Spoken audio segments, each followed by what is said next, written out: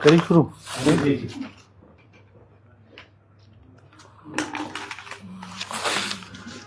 आज हिमाचल प्रदेश मंत्रिमंडल की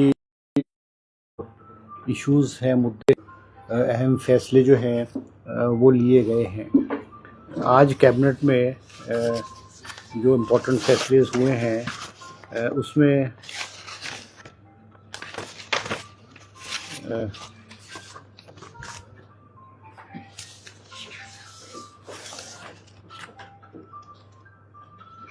फैसले हुए उसमें हमारे जो एनक्रोचमेंट्स है हिमाचल प्रदेश में, जो एनक्रोचमेंट्स है हमारे, चाहे ग्रामीण क्षेत्र में है, चाहे हमारे जो अर्बन एरियाज़ में एनक्रोचमेंट्स है, उसके रेगुलराइजेशन का केस आप जानते हैं हिमाचल प्रदेश में बहुत लंबे अरसे से लटका हुआ था। सरकार ने बहुत कोशिश की उसमें इनको रेगुलराइज करने की, मगर हाई कोर्ट के फैसले के बाद जो है सरकार ने जो फैसला किया था रेगुलराइज करने का, हाई कोर्ट ने उसको स्ट्रक डाउन किया और फिर सरकार सुप्रीम कोर्ट में गई और सुप्रीम कोर्ट ने स्टे दिया था। और सुप्रीम कोर्ट ने साथ ये भी कहा था कि हिमाचल प्रदेश की सरकार जो है वो एनक्रोचमेंट्स खास करके जो हमारी फॉरेस्ट हॉर्टिकल्चर के बगीचों के हैं और ख़ास करके जो हमारे जो छोटे किसान हैं और हमारे मझोले किसान हैं उनको किस तरह से रेगुलराइज किया जाए, as per the direction of the supreme court हमारी आज कैबिनेट ने जो रेगुलराइजेशन पॉलिसी है उसको अमली जामा पहनाया है। और 20 बीघे से कम जो जिनके लैंड होल्डिंग्स है उनको रेगुलराइज करने के लिए एक पॉलिसी पे जो है आज हिमाचल प्रदेश कैबिनेट ने अपनी मोहर लगा करके जो है वो गवर्नमेंट ऑफ इंडिया को जो है इस पॉलिसी को रेगुलराइज करने के लिए जो है गवर्नमेंट ऑफ इंडिया को भेजा है। जो चाहे वो फॉरेस्ट एरिया में लैंड है, चाहे गवर्नमेंट लैंड पे है, वो सारे का सारा प्रपोजल गवर्नमेंट ऑफ इंडिया को भेज दिया गया है और हमें उम्मीद है कि गवर्नमेंट ऑफ इंडिया जो है उसकी स्वीकृति जो है हिमाचल प्रदेश सरकार को देगी, ताकि हज़ारों की तादाद में जो हमारे बागवान हैं, किसान हैं, उनको जो है राहत जो है वो मिल सके। इसी तरह से हमारे जो शहरों में भी जो अर्बन एरियाज़ में, ख़ास करके वो एरियाज़ जो पहले ग्रामीण क्षेत्र में थे, फिर म्यूनसिपल कॉरपोरेशन या कमिटीज़ का एरिया बढ़ने की वजह से वो कॉरपोरेशन उसमें आए हैं और वो उनमें उनको रेगुलराइज नहीं किया गया है, वो भी सारा कैबिनेट ने आज विचार किया है और किस तरह से ये सारे के सारी चीज़ों को रेगुलराइज किया जाए उसके लिए मुख्यमंत्री जी ने डिपार्टमेंट को इंस्ट्रक्शंस दी है कि आने वाली जो कैबिनेट में है एक पॉलिसी फ्रेम करके जो है कैबिनेट के सामने जो है इसको लाया जाए। इसी तरह से आज कैबिनेट ने हमारे जो राजीव गांधी स्वरोजगार स्टार्टअप योजना फेज़ 4 है उसके तहत जो है स्वीकृति प्रदान की गई है, जिसमें हिमाचल प्रदेश के जो बेरोज़गार नौजवान हैं उनको 1000 बसेस जो हैं वो ग्रामीण क्षेत्रों में 1000 प्राइवेट बसेस को जो है दिया जाएगा और ये इलेक्ट्रिकल बसेस होंगी और कुछ डीजल बसेस होंगी। जो डीजल बसेस होंगी उस पे बस की खरीद पे 30% सब्सिडी स्टेट गवर्नमेंट देगी और जो इलेक्ट्रिकल बसेस होंगी उसकी जो परचेज वैल्यू है उसकी 50% सब्सिडी हिमाचल प्रदेश की सरकार देगी। अगर हमारी जो इलेक्ट्रिकल बस है जो कि 32 सीटर से कम होगी, 18 सीटर से 32 सीटर के बीच होगी, अगर वो 1 करोड़ रुपए की बस होगी तो 50 लाख रुपया जो है, जो हमारा अनएम्प्लॉयड यूथ है उसको सरकार 50 लाख रुपए की कीमत जो है हिमाचल सरकार उनको सब्सिडी के रूप में परचेज बस के लिए करेगी। डीजल की बस में 30% सब्सिडी किया जाएगा और ये बसेस जो हैं वो ग्रामीण क्षेत्रों में चलेगी, खास करके जहाँ पे बसेस की कमी है। और ये जो बसेस है इनके से कोई टैक्स नहीं लिया जाएगा, जैसे एसआरटी है, गुड टैक्स है, और ये जो टैक्सेस है जो अमूमन जो ट्रांसपोर्टर जो दे रहे हैं वो इन बसेस से नहीं लिया जाएगा। ये अनएम्प्लॉयमेंट यूथ को रोज़गार देने के लिए जो हमारी स्कीम थी कि हिमाचल प्रदेश में जो हम 680 करोड़ रुपए के लिए जो स्कीम्स बनाएंगे जिसमें हम नौजवानों को रोज़गार सेल्फ एम्प्लॉयमेंट करेंगे। और इन जो बसेस चलेंगी, जो हमारी बस जो डीजल बसेस होंगी उनको सरकार 50,000 रुपये 50,000 रुपीज़ पर मंथ जो है वो कंपनसेशन के रूप में देगी और इलेक्ट्रिकल बस वाले को 75,000 रुपया महीना के रूप में जो है, जो उनको जो लॉस होगा या जो एक उनको वायबल उसकी बस को रूट को वायबल बनाने के लिए जो है वो 75,000 इलेक्ट्रिक बस को दी जाएगी। स्टूडेंट्स से कोई फीस नहीं ली जाएगी। स्टूडेंट्स इस बसेस में जो बसेस होंगी ये 1000 बसेस स्टूडेंट्स इसमें फ्री ट्रेवल करेंगे। महिलाओं को जो है वो इन बसेस में 50% किराया जो है वो फ्री होगा, 50% किराया चार्ज किया जाएगा।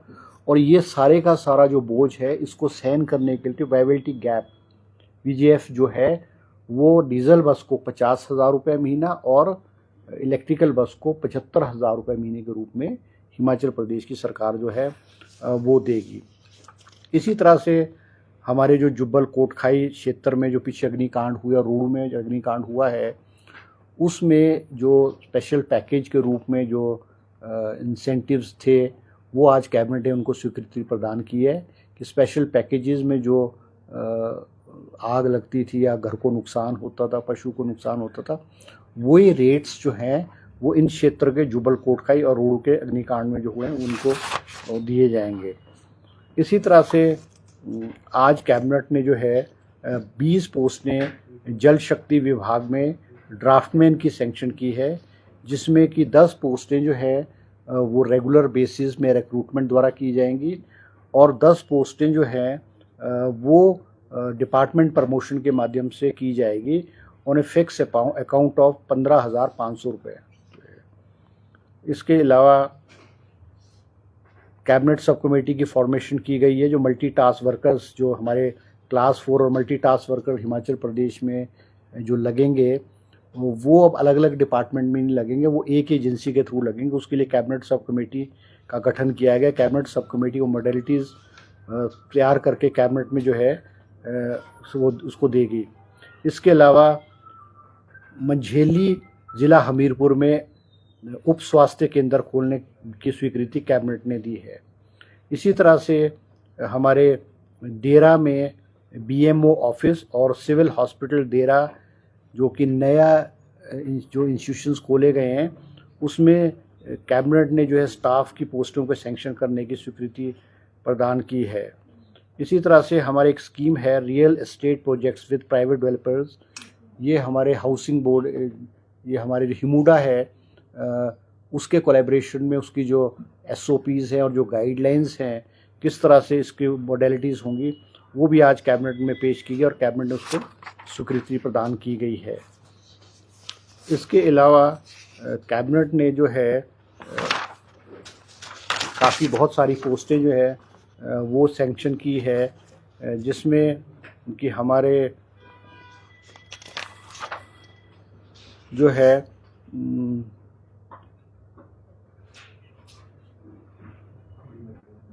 इसमें हमारे जो है 250 पोस्टें जो है एजुकेशन, इसमें health department, medical education department में 250 पोस्टें जो मल्टीटास्क वर्कर क्लास 4 की जो है वो कैबिनेट ने सैंक्शन की है। इसके साथ कैबिनेट ने आज 300 पोस्टें मेडिकल ऑफिसर्स की सैंक्शन की है, जिसमें से कि 150 जो पोस्ट है वो मेडिकल ऑफिसर स्पेशलिस्ट की जाएगी और 150 पोस्टें जो है मेडिकल ऑफिसर्स MBBS डॉक्टर्स की जो है वो की जाएंगी और ये पब्लिक सर्विस कमीशन के थ्रू इनको स्वीकृति प्रदान की जाएगी। इसी तरह से कैबिनेट ने आज 162 पोस्ट जो है वो paramedical staff under medical education department sanction की है, जिसमें OTA की पोस्ट है 76, रेडियोग्राफर की 36 और MLT की 50 पोस्टें जो है सैंक्शन की है। क्योंकि हमारे जो मेडिकल कॉलेजेस हैं यहाँ पे जो हमारे जो टेक्निकल स्टाफ है उसकी बहुत कमी है और रेडियोग्राफर है, ऑपरेशन थिएटर अटेंडेंट्स हैं और MLTs हैं, इनकी अवेलेबिलिटी मेडिकल कॉलेज में बहुत कम थी। इस वजह से मेडिकल कॉलेज की जो फंक्शनिंग्स है और हमारे मेडिकल हॉस्पिटल की फंक्शनिंग है वो बहुत हद तक प्रभावित हो रही थी। तो आज कैबिनेट ने 162 पोस्टें पैरामेडिकल स्टाफ की सैंक्शन की गई है।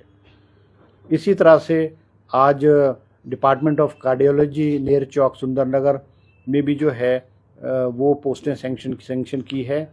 इसी तरह से आज कैबिनेट ने 200 पोस्टें हमारे जो है स्टाफ नर्सिस की in the health and family welfare department health department में 200 पोस्टें जॉब ट्रेनी के रूप में जो है स्वीकृत की गई हैं। और आज कैबिनेट ने 75 post assistant professor in various medical colleges में सैंक्शन की गई है, जिसमें हमारा हमीरपुर का मेडिकल कॉलेज है, चंबा मेडिकल कॉलेज है, नेर चौक मेडिकल कॉलेज है, नाहन मेडिकल कॉलेज है। अलग अलग कैटेगरीज़ की असिस्टेंट प्रोफेसर की अलग अलग डिपार्टमेंट में लगभग कोई 8 से 10 डिपार्टमेंट है, जिनमें 5-5, 6-6 पोस्टेज जो हैं इन मेडिकल कॉलेज में जो है सैंक्शन की गई है। क्योंकि जो हमारे कुछ मेडिकल कॉलेजेस हैं उसमें जो पोस्ट है वो बहुत खाली पड़ी हुई थी और मेडिकल हमारे जो प्रोफेसर्स हैं या हमारे जो डॉक्टर्स हैं उनके ऊपर बहुत ज़्यादा प्रेशर था। इसलिए इसको ईज़ आउट करने के लिए और मेडिकल कॉलेजेस में हमारी बेहतरीन सर्विसेज हों उसके लिए कैबिनेट ने आज 75 पोस्टें असिस्टेंट प्रोफेसर की सैंक्शन की गई है। इसी तरह से नागरिक हॉस्पिटल सिविल हॉस्पिटल सरकाघाट की जो बेड की संख्या है 100 बिस्तरों से बढ़ा करके वो जो है 100 बिस्तरों से बढ़ा करके उसको 150 बिस्तरों पे जो है कर दिया गया है। और आज हमारे जो सिविल हॉस्पिटल कोटखाई है उसका दर्जा बढ़ा करके सिविल हॉस्पिटल में जो है कोटखाई में उसको प्रदान किया गया है। इसी तरह से हरोली का जो हॉस्पिटल है उसकी भी बेड की संख्या का बढ़ा करके 100 बेडेड हॉस्पिटल किया गया है। और हमारे प्राथमिक स्वास्थ्य केंद्र कलोग डिस्ट्रिक्ट बिलासपुर में उसको PHC से जो है CHC का दर्जा कैबिनेट ने प्रदान किया गया है। इसी तरह से हमारा सिविल हॉस्पिटल बद्दी है उसमें भी बेड की संख्या 50 करने का फैसला किया गया है और कर्मचारियों की पोस्ट को भी सैंक्शन किया गया है। इसी तरह से मानपुर तहसील बद्दी ज़िला सोलन में PHC खोलने का भी फैसला कैबिनेट ने किया गया है। और एक पोस्ट हमारे जो है assistant professor mathematics doctor YS Parmar horticulture university में खोलने के भी कैबिनेट ने फैसला लिया गया है। और आज कैबिनेट ने हमारी जो हेल्थ की स्कीम्स है, हिमकेयर है, आयुष्मान भारत है या जो हमारी स्कीम्स है, क्योंकि उसमें आपने देखा होगा कि पिछली गवर्नमेंट में पिछले समय में बहुत सारे पैसे का मिसयूज़ किया गया होता था और जो ऑपरेशंस हैं चाहे वो प्राइवेट हॉस्पिटल्स थे उसमें तो खैर बहुत व्यापक दर्जे पे भ्रष्टाचार था और बिलिंग्स जो है वो बहुत हाई बिलिंग की जाती थी। और मगर हमारे जो गवर्नमेंट कॉलेजेस थे उसमें भी इस टाइप के जो केसेस को डिटेक्ट किया गया। जैसे आपको विधानसभा में मुख्यमंत्री जी ने भी कहा है कि वे बच्चादानी का ऑपरेशन जो है कुछ मर्दों के कर लिए गए हैं। इस तरह से बहुत सारे केसेस जो हैं वो डिटेक्ट हुए हैं। तो ये सारी की सारी चीज़ों को रोकने के लिए जो है कैबिनेट ने फैसला किया है कि अब हिमाचल सरकार जो है इंश्योरेंस वाली जो न्यू स्कीम्स है, इंश्योरेंस के माध्यम से न्यू स्कीम्स जो है वो लॉन्च करने जा रही है। और इसकी मोडेलिटीज़ के लिए भी जो है डिपार्टमेंट को जो है इंस्ट्रक्शंस जो है आज कैबिनेट ने जो है दी है। हाँ, मतलब हिमकेयर कंटिन्यू रहेगा, हिमकेयर और आयुष्मान ही कंटिन्यू रहेगा, और जो इलाज होगा वो इंश्योरेंस के माध्यम से होगा। जैसे पहले रिएम्बर्समेंट वाला था ना कि भी बिल्स प्रोवाइड किया जाएगा, बिलिंग होगी, फलाना होगा, फिक्टिशियस बिल आते थे। अब वो इंश्योरेंस वाली पॉलिसी, जैसे कि बहुत सारे स्टेट्स ने इंश्योरेंस वाली पॉलिसी जो है अडॉप्ट की, और वो इंश्योरेंस का जो प्रीमियम होगा वो बहुत नॉमिनल होगा, वो जो अभी है एट प्रेजेंट है उससे ज़्यादा नहीं होगा, उसके बराबर के, उसके लगभग उसके आसपास का ही होगा, ताकि इसमें जो चोर बाजारी है और जो हमारे हॉस्पिटल्स में, खास करके प्राइवेट हॉस्पिटल्स में भी, हमारे सरकारी हॉस्पिटल्स में भी जो फिक्टिशियस बिलिंग है, कुछ इक्विपमेंट्स ऐसे हैं कि ऑपरेशंस में या दवाइयाँ हैं या इंजेक्शंस हैं या कोई इक्विपमेंट्स जो हैं वो बेसिकली आते नहीं थे, लगते नहीं थे, मगर कागज़ों में ये सारी की सारी चीज़ें भरी जाती थी। तो ये करोड़ों रुपए का जो है चूना सरकार को लग रहा था। तो इस पे अब सरकार इसको इंश्योरेंस वाले पैटर्न पे जाने कि on the pattern on the basis of other state जैसे गेम्स पे करने का भी सरकार ने फैसला लिया गया है। इसी तरह से हमारे ग्रेजिंग पॉलिसी जो है, जो हमारी ग्रेजिंग पॉलिसी है, हमारे जो भेड़ पालक हैं, जय गुज्जर हैं, गद्दी हैं, इनके लिए भी जो पॉलिसी बनी हुई थी बहुत पुरानी 1970-72 की पॉलिसी थी, और उसके बाद उसमें कोई अमेंडमेंट वगैरह नहीं किया गया था। अब आज कैबिनेट ने जो है एक ग्रेजिंग पॉलिसी 2026 की को अनुमति प्रदान की है, जिसमें कि लेटेस्ट टेक्नोलॉजी से जो ट्रैक सिस्टम है जिसमें कि जो हमारे जो हमारी ये बकरी है या हमारी भेड़ है, इनको किस तरह से ट्रैक किया जाएगा, कितनी संख्या में ये हैं और किस तरह से, और इनके रूट्स हैं और कहाँ कहाँ को ये मूव करती हैं। तो ये भी आज कैबिनेट ने अपनी स्वीकृति प्रदान जो है इस विषय में की है। इसी तरह से आज हमारे कैबिनेट ने फैसला किया कि बहुत सारे हमारे जो गवर्नमेंट एम्प्लॉयज़ हैं वो स्टडी लीव पे चले जाते थे, और जब वो स्टडी लीव पे जाते थे तो उनको जो उनकी फुल सैलरी नहीं मिलती थी, उनको 40% ऑफ द बेसिक सैलरी मिलती थी। और ये जितने भी कर्मचारी हैं हमारे, चाहे डॉक्टर्स हैं, चाहे एजुकेशन डिपार्टमेंट में या और लोग थे जो हायर स्टडीज़ के लिए जाते थे, उनकी मांग थी कि वे स्टडी लीव पे जब वो जा रहे हैं तो उनको फुल सैलरी मिलनी चाहिए। और बहुत सारे एम्प्लॉयज़ के डेपुटेशन और एम्प्लॉयज़ पर्सनली मुख्यमंत्री जी से मिले, और उनके आग्रह पे मुख्यमंत्री जी ने आज कैबिनेट में जो फैसला किया है कि जितने भी हमारे जो एम्प्लॉयज़ हैं वो स्टडी लीव पे गए हैं, उनको अब 100% सैलरी जो है, फुल सैलरी उनको मिलेगी। और जो पिछले जो एम्प्लॉयज़ हैं जिनको 40% के बेसिस पे मिलती रही है, उनकी जो सैलरी है 60% ऑफ द सैलरी है, इट विल बी कंपनसेटेड, और उनको वो सैलरी फ्रॉम बैक डेट, जब से वो स्टडी लीव पे गए हैं तब से उनको वो सैलरी जो है वो मिलेगी। और इसके अलावा आज कैबिनेट में जो हमारे कंपैशनेट एम्प्लॉयमेंट पॉलिसी है, जो हमारे सरकारी कर्मचारी जो है वो नौकरी में होते हैं, उनकी डेथ हो जाती है तो उनके जो सक्सेसर है, उनके जो वारिसान है, उनको नौकरी का प्रावधान है, वो आज उस पर विस्तृत रूप से कैबिनेट ने चर्चा की, और डिपार्टमेंट ने एक प्रेजेंटेशन जो है इस पॉलिसी पे दिया है।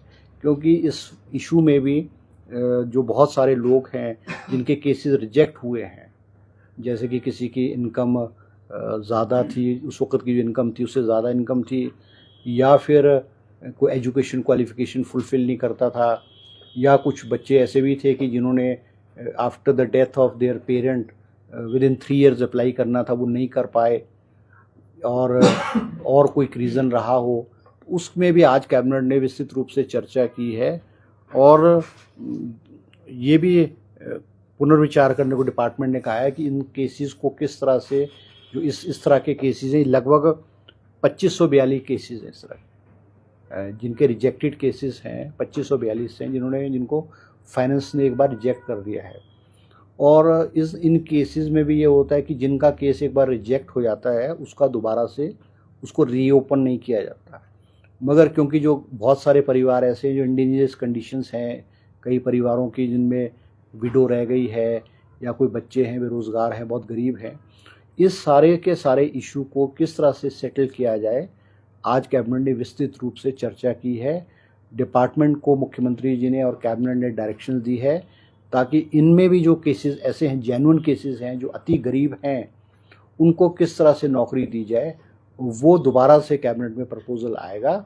और एक सिंपैथेटिक एटीट्यूड अपना करके इस कैटेगरी के जो कंपैशनेट ग्राउंड वाले केसेस हैं, इनको किस तरह से हम एडजस्ट करें। सरकार ने बहुत एक सिंपैथेटिक व्यू लेकर के आज डायरेक्शन दिया डिपार्टमेंट को, और आने वाले समय में इसके बारे में भी एक पॉलिसी कैबिनेट में जो है आएगी।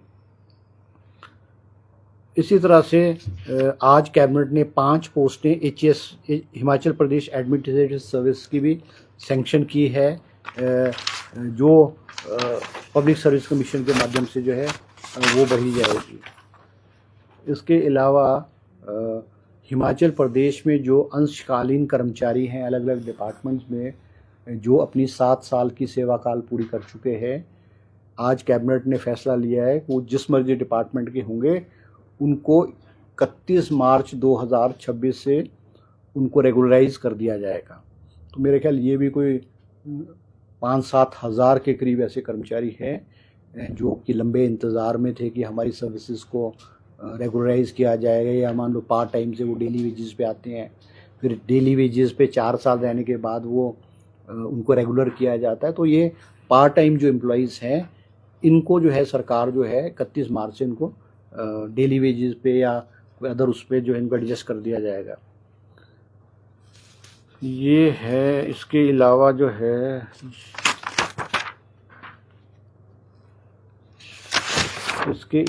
आपके एक और इशू आज कैबिनेट में जो आया है, वो ये आया कि हमारे जो ट्रैक्टर वाले लोग हैं, हमारे किसान हैं जिनके पास ट्रैक्टर्स हैं, और वो कभी कभी जो है वो अपने घर के यूज़ के लिए, अपने पर्सनल यूज़ के लिए रेत या बजरी वो उठाते हैं, मगर पुलिस डिपार्टमेंट या माइनिंग डिपार्टमेंट या फॉरेस्ट डिपार्टमेंट उनका चालान कर रहा है। आज विस्तृत रूप से चर्चा इस इशू में भी की गई है कि किस तरह से जो जेन्युइन यूज़, जो अपने पर्सनल यूज़ के लिए और एक फ्रॉम लीगल सोर्स रेत बजरी उठा करके, अपनी ज़मीन से उठा करके अपने घर के लिए इस्तेमाल करता है, उसको कैसे राहत प्रदान की जाए। उसके तहत भी मुख्यमंत्री जी ने आज इंडस्ट्री डिपार्टमेंट को डायरेक्शंस दिए हैं कि जो गरीब आदमी है, छोटा आदमी है, और वो कोई बड़े स्केल पे या इलीगल एक्टिविटी नहीं करता, उनको किस तरह से एडजस्ट किया जाए जेन्युइन यूज़ के लिए डिपार्टमेंट को इंस्ट्रक्शन दिए, और डिपार्टमेंट इस इशू में भी जो है वो काम करेगा। इसी तरह से आज कैबिनेट ने जो हमारी इंडस्ट्रियल पॉलिसी है, हिमाचल प्रदेश इंडस्ट्रियल पॉलिसी 2019 जो ख़त्म हो गई थी, उसको 3 महीने के लिए आज कैबिनेट ने उसको एक्सटेंड किया है, क्योंकि हमारी नई इंडस्ट्रियल पॉलिसी है वो अभी पूरी बनी नहीं है, लास्ट स्टेजेस पे है। तो इसलिए इंडस्ट्रियल पॉलिसी 2019 को 3 महीने के लिए एक्सटेंड कर दिया गया है। इसी तरह से एक नया सब डिवीज़न एट चडियाड इन डिस्ट्रिक्ट कांगड़ा HPWD में इसको भी खोलने का आज कैबिनेट ने स्वीकृति प्रदान की गई है। इसी तरह से आज कैबिनेट ने कुछ हमारे जो मेले हैं, जो हमारे हिमाचल प्रदेश, क्योंकि हमारे जो रिच कल्चर है, हमारा रीति रिवाज है, कल्चर है, उसको बढ़ावा देने के लिए आज कैबिनेट ने हमारे जो सोलूनी मेला है, सोलूनी मेला सोलन जो है उसको राष्ट्रीय स्तर का मेला अपग्रेड करने का फैसला किया है। इसी तरह से माँ शिव शक्ति जातर मेला छतराड़ी जिला चंबा को स्टेट लेवल मेला घोषित करने का कैबिनेट ने फैसला लिया है। मेला नरेटी रेत जिला कांगड़ा में इसको डिस्ट्रिक्ट लेवल का मेला घोषणा करने की कैबिनेट ने फैसला किया है। इसी तरह से नाहा विधार मेला तहसील करसोग जिला मंडी में इसको जिला स्तर का मेला कैबिनेट ने घोषित करने का फैसला किया है। हमारे जो बैसाखी मेला राजगढ़ जिला सिरमौर में होता है, वो डिस्ट्रिक्ट लेवल से उस मेले को स्टेट लेवल करने का फैसला लिया गया है। और हमारे जो टिक्कर जो हमारे जुबल कोटखाई चुनाव क्षेत्र में है, वहाँ के मेले को भी डिस्ट्रिक्ट लेवल का मेला करने की फैसला कैबिनेट ने लिया है। इसी तरह से जिला स्तरीय शिवरात्रि मेला काठगढ़ इंदौरा जिला कांगड़ा को स्टेट लेवल करने का कैबिनेट ने फैसला लिया है। बाड़ी धार मेला सराज, ये है बाड़ी मेला सरियाज, तहसील अर्की, ज़िला सोलन में वो इसको जिला स्तरीय मेला घोषित करने का कैबिनेट ने फैसला लिया है। छिंज मेला नरनोटा, जिला चंबा को जिला स्तरीय मेला घोषित करने का आज कैबिनेट ने फैसला लिया है। और हमारे Thakur Ramlal government girls school of sports Jubbal है, जिसमें कि पिछले काफ़ी लंबे अरसे से चल रहा है, उसको एक्सपेंशन के लिए वो किस तरह से और हो, तो नई 4 स्पोर्ट्स जो हैं उनको ऐड करने का आज कैबिनेट ने अपनी इस इंस्टीट्यूशन में स्वीकृति प्रदान की गई है। इसी तरह से मुख्यमंत्री सहारा योजना, ये हिमाचल प्रदेश में 4006 लोगों को मुख्यमंत्री सहारा योजना के रूप में 4000 प्रति माह दिया जाता है। इसमें क्योंकि पेंडेंसी बहुत थी, पेंडेंसी पड़ी हुई थी, आज कैबिनेट ने ये जो मुख्यमंत्री सहारा योजना है इसकी जो पेंडेंसी है उसको क्लियर करने का कैबिनेट ने फैसला लिया है। वो कैबिनेट ने क्लियर करने का फैसला लिया है और पुरानी पेंडेंसी जितनी भी है 31 मार्च 2026 तक की पेंडेंसी है वो क्लियर कर दी जाएगी। क्योंकि इसमें डिले इसलिए भी हुआ है क्योंकि कुछ केसेस में जो सर्टिफिकेट देते, लाइफ सर्टिफिकेट देते हैं ना, कि जैसे वो ही इज़ अलाइव, वो सर्टिफिकेट बहुत सारी केसेस में नहीं दिया गया था, उस वजह से वो पेंडेंसी भी हो गई थी। और जिनके ये पैसे रुके हुए हैं उनसे भी निवेदन है कि जिन्होंने अपना लाइफ सर्टिफिकेट नहीं दिया होगा वो अपना लाइफ सर्टिफिकेट दें, ताकि इस स्कीम का जो आपको बेनिफिट है वो कंटिन्यू रहेगा। तो ये कुछ बातें जो है कैबिनेट ने जो आज फैसला लिया गया है। इसी तरह से एक और जो इशू है वो कैबिनेट में आज आया था, वो मुख्यमंत्री जी की हमारी जो घोषणा है उसमें interest subvention scheme for farmers of the state announced by the chief minister in the budget speech, उसमें भी आज कैबिनेट में प्रेजेंटेशन की गई है कि जिसमें कहा गया था कि हमारे जो किसान हैं जिनका इंटरेस्ट जो है, जिनका लोन 3 लाख से कम है, उसके इंटरेस्ट की 50% पेमेंट जो है वो हिमाचल सरकार देगी।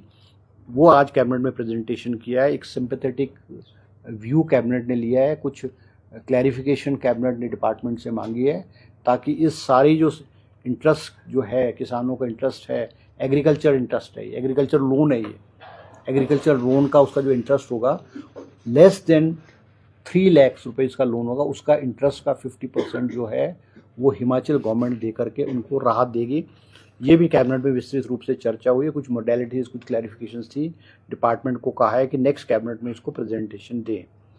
इसी तरह कैबिनेट में आज 17 पोस्टें असिस्टेंट प्रोफेसर्स की हिमाचल प्रदेश यूनिवर्सिटी में जो है वो सैंक्शन हुई है, और एक पोस्ट इसमें जेबीटी टीचर की जो है, जेबीटी टीचर इन Himachal Pradesh university model school under Himachal university में सैंक्शन की गई है। ये सारी की सारी कुछ चीज़ें जो है वो कैबिनेट में जो है आज आई है, जिस पे विस्तृत रूप से कैबिनेट ने चर्चा की गई है। वो बताएं, अवैध कब्जादारियों को राहत देने का फैसला लिया गया, ये 20 बीघा की सीमा के पीछे क्या है? नहीं, देखो ऐसा ना, हिमाचल प्रदेश में आपने देखा कि जो सरकारी भूमि पे या फॉरेस्ट ज़मीन पे जिनके अवैध कब्जे थे, उनके हाई कोर्ट ने कहा कि उनके पेड़ काटने आरंभ कर दिए। हाई कोर्ट के डायरेक्शन के अनुरूप पेड़ काटने शुरू कर दिए थे। सरकार ने एक पॉलिसी बनाई और वो पॉलिसी को हाई कोर्ट ने रिजेक्ट किया।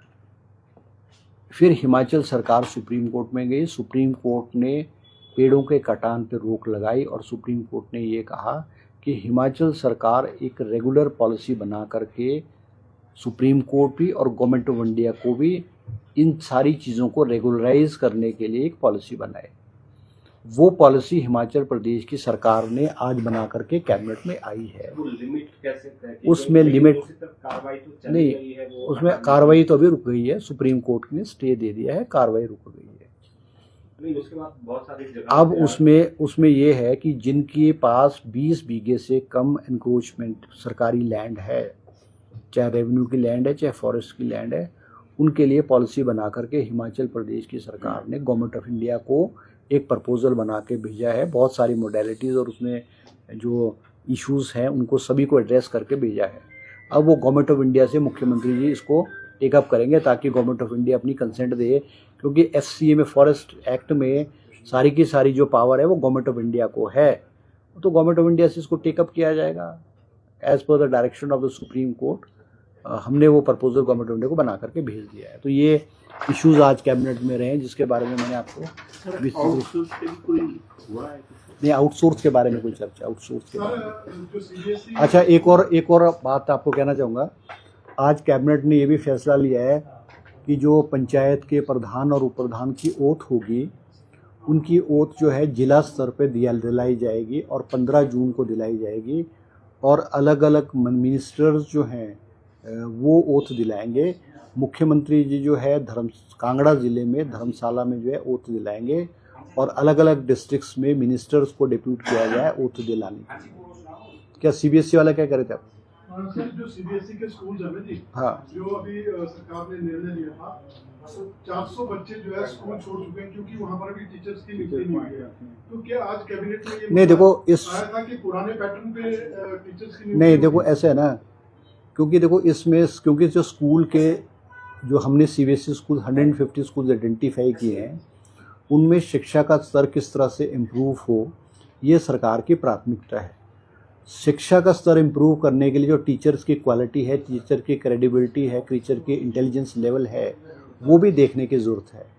अब ये जो CBSE स्कूल्स आए हैं 150 स्कूल्स हैं, इसमें 147 स्कूल्स को जो है स्वीकृति CBSE ने दी है, 3 को नहीं दी है। इस CBSE स्कूल आने से जो एनरोलमेंट है इन स्कूल्स का वो बहुत बड़ा है, बहुत एनरोलमेंट बड़ा है। प्रिंसिपल्स की नियुक्ति कर दी जाएगी क्योंकि इनकी जो सिलेक्शन है वो थ्रू ए रिटन एग्ज़ाम जो है की गई है, जिसमें से कि इंग्लिश का रिज़ल्ट, इंग्लिश के जो सिलेक्टेड लिस्ट है वो आ चुकी है, मैथ्स के टीचर्स की सिलेक्टेड लिस्ट आ चुकी है। उनकी नियुक्ति मुझे लगता है इस हफ्ते कर दी जाएगी। कैबिनेट में प्रेजेंटेशन दिया गया है। जो और डिपार्टमेंट्स हैं और जो कैटेगरी ऑफ टीचर्स है उनकी भी जल्द नियुक्ति की जाएगी और इन स्कूल्स में इंफ्रास्ट्रक्चर और हर चीज़ को इम्प्रूवमेंट की विस्तृत रूप से आज चर्चा हुई और मुख्यमंत्री जी ने डिपार्टमेंट को डायरेक्शंस दिए ताकि इन स्कूल्स की फंक्शनिंग स्मूथली जल्दी से जल्दी कैसे हो। ये बात सर, ये भी बता दें जो अभी आपने इससे पहले फैसला बताया कि मंत्री ओथ दिलाएंगे प्रधान, ये किन नियमों के तहत है, क्या ऐसा प्रावधान है? नहीं देखो ऐसा ना, ओथ दिलाने का कोई नियम नहीं है, ये सरकार का अधिकार है। पहले मान लो सब डिवीजनल लेवल पे करते थे, उससे खर्चा बहुत बढ़ता था। अब मुझे एक बताओ, आप किन्नौर से या भरमौर से या लाहौल स्पीति से ओथ के लिए प्रधानों को शिमला लाया जाएगा, 2-3 दिन लगते हैं और खर्चा होगा, ठहरने का हो, इनकन्वीनियंस होगी। तो इस सारी चीज़ों को बचाने के लिए सर कैबिनेट ने फैसला किया है कि प्रधान और उप प्रधान की ओथ जो है वो डिस्ट्रिक्ट लेवल पे ही होगी, क्योंकि खर्चा भी बचाने के लिए, इनकन्वीनियंस। अब आप देखो ना, चंबा से कोई शिमला आएगा, 1 दिन जाने में लगता है, 1 दिन आने में लगता है। और बहुत सारे प्रधान और उप प्रधान इन फंक्शंस को आते ही नहीं थे क्योंकि टाइम की वेस्टेज थी, इनकन्वीनियंस थी, फंड्स की, पैसों की खर्चा बहुत होता था। तो बेटर इस सिस्टम को इम्प्रूव करने के लिए जो है डिस्ट्रिक्ट लेवल पे किया गया है। तो minister is part of the government ना, मिनिस्टर तो दिला सकता है। वो कोई कहीं कानून में उसने थोड़ी लिखा है पंचायती राज एक्ट में कि कौन ओथ दिलाएगा। वो तो in presence of the deputy commissioner जो है, मिनिस्टर जो है, वो तो दिलाएंगे आपको। ठीक है। नगर निकाय के जो चुनाव हुए हैं उसमें जो चेयरपर्सन बनने हैं, हाईकोर्ट ने कहा कि MLA के वोट की वैलिडिटी नहीं होगी। तो अब इस मामले में सरकार का सेकंड थॉट क्या है? देखो एक बात मैं आपको कह दूं, देखो जो हाईकोर्ट ने कहा है, म्यूनसिपल कॉरपोरेशंस में तो MLAs की एलिजिबिलिटी वोट की है और नगर पंचायत और नगर निगम, म्यूनसिपल कमेटीज़ एंड नगर निकाय में नहीं है। तो वो तो अब जो as per the direction of the high court वही होगा। उसमें तो सुप्रीम सर कोर्ट जाएगी तो। अब मुझे नहीं इस बारे में जान के, इस बारे में कोई चर्चा कैबिनेट में नहीं हुई। सर ठीक है, आपके पार्टी उपाध्यक्ष ने इस्तीफा दिया है कि थैंक यू।